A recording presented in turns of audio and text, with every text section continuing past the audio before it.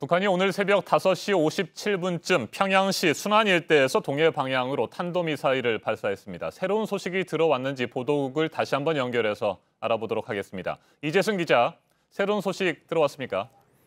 네, 합동참모본부가 북한이 오늘 오전 5시 57분쯤에 평양시 순안 일대에서 동해 방향으로 탄도미사일을 발사했다는 점 앞서 보도를 해드렸는데요. 이와 관련해서 청와대가 조금 전 7시부터 정의영 안보실장이 주재하는 국가안전보장회의 NSC 상임위를 소집을 했습니다. 합참 발사체에 대해서는 한미 당국에서 공동 분석 중에 있다라고 덧붙였는데요.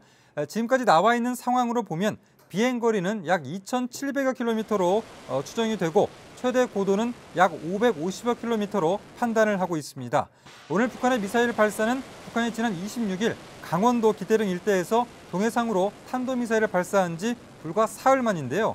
북한의 이번 발사체도 지난 21일부터 진행 중인 한미연합훈련 을지 프리덤 가디언 연습에 대한 반발 차원이라는 관측이 나오고 있습니다.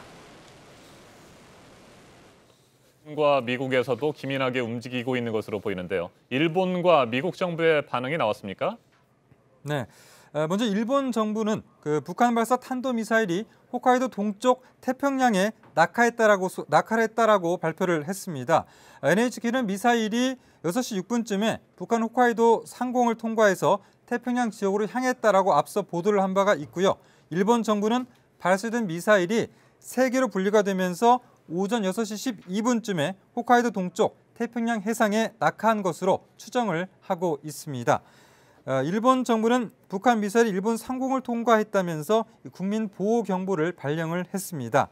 북한 미사일이 일본 상공을 통과한 것은 이번이 4번째라고 NHK가 설명을 했습니다. 아울러서 북한 미사일 발사에 대해서 미 국방부 등 미국의 공식 반응은 나오지 않고 있습니다.